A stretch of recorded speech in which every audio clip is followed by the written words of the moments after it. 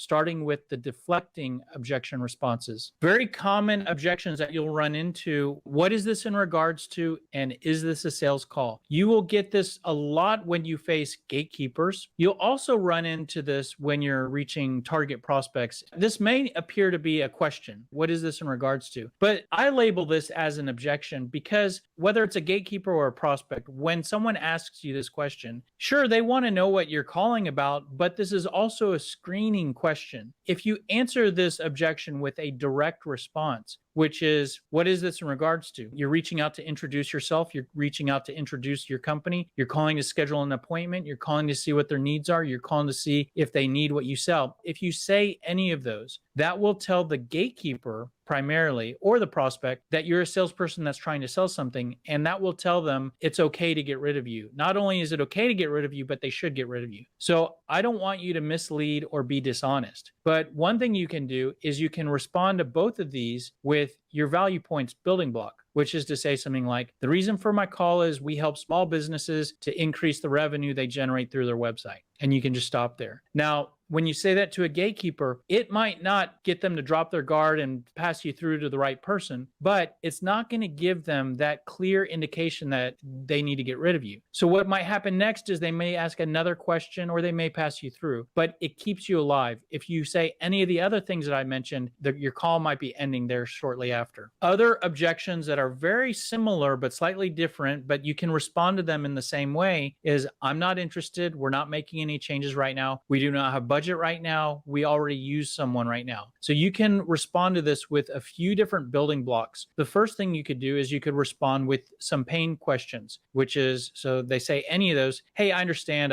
If I could ask you real quick, how important is it to get more revenue out of your website traffic? So what that is that's a pain question. Now, this is a deflect tactic because this gets away from the fact that they're not interested. So most likely, if you, up until this point, if you haven't presented yourself as a product pushing salesperson, the prospect is not likely to go back to the objection. They're likely not to answer your question by saying, listen, I told you, I said I'm not interested. Most likely they will say something different. It could be the case that they answer your question. Maybe the answer is not great to the answer to the question, but the most important thing is you're reaching your goal of keeping the conversation going. It could very likely be that you get a great answer to the question that identifies that things are okay or they could be better, and that gives you a reason to close for the appointment, or it gives you valuable information you could use to try to build your case for why they should talk to you. Another way that you can respond to any of those same objections is you could respond in the exact same way with a current state question. This is very similar to the previous response. It's just instead of pain questions, current state questions. Hey, I understand. If I could ask you real quick, are you currently working with a web design agency? And depending on whether you answer with pain questions or current state questions, it might depend on what you know about the prospect or what you've talked about up until that point. You could also respond to those same objections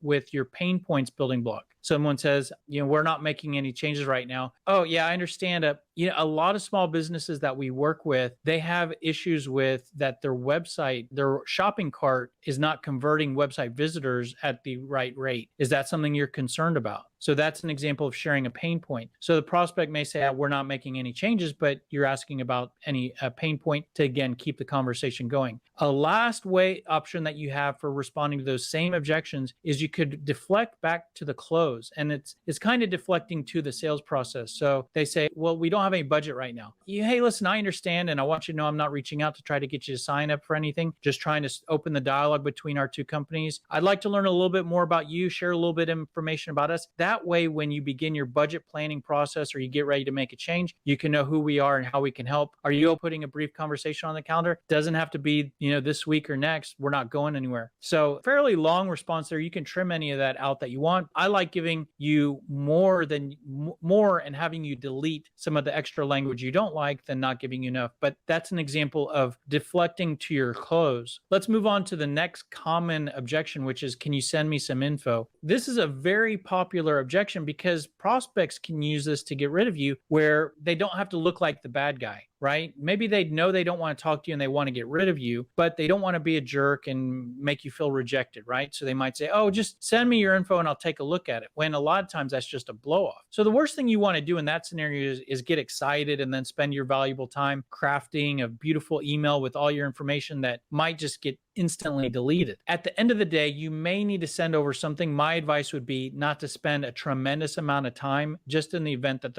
they were blowing you off. So send over a template, send a real quick email. But before you do that, do try to get around that objection, because if it is a blow off, you might be able to use a tactic to keep the conversation going and get away from the objection where the prospect doesn't even go back to that. For example, you could ask one of your pain questions. So they say, just send me your info, I'll take a look at it. Sure, I can certainly do that. So I know what best to send you. Could I ask you real quick, how important is it for you to improve website conversion rates? Then they answer with something. By the way, what you do with these questions is most likely you'll get some sort of answer. Then you can use that answer to either ask a follow-up question that drills into the answer that they gave you, or use that answer to progress to a different section of your cold call script. Maybe they give you a great answer and you sort of try to go for the close. Another way you can respond to this is it's very similar. Just instead of pain questions, you could ask current state questions. Sure, I can certainly do that. So I know what best to send you. Can I ask you real quick? When was the last time you refreshed your website? So that's a current state question, but that's a way to keep the conversation going. Another way that you can respond to this is to deflect to the close, which would be, can you send me your info? Sure, I can certainly do that. Actually, there's a lot of information I can send over. If you have some questions about something, because they're asking for info, it might be easier and quicker just to have a brief conversation over the phone one day instead of me sending over a bunch of info. And I want you to know I'm not reaching out to try to sign you up or sell you anything. By the way, this is that disarm and educate language here. And then you go for the close. Are you open to having a brief conversation? Doesn't have to be this week. Another common objection is where the prospect tries to kick the can down the road and just get rid of you. Hey, call me back in 6 months. I can certainly do that, but I want you to know that I'm not reaching out to you to try to sign you up or sell you anything. And so this is the disarm and educate language. Like to learn a little bit more about you. Are you open to a brief conversation? Now you have another option for the call me back, which is to deflect back to your pain points. And you have two options here. One is you could deflect back to the standard pain points that are already in your script. These are the pain points that you assume that a lot of your prospects might have. And that's what's here. So I can certainly do that. When I talk with other small businesses, they often have challenges with pain. Are you concerned about any of those? So this is just one last attempt to try to keep the conversation going instead of just calling them back. But another thing you could do, if you've talked to them before,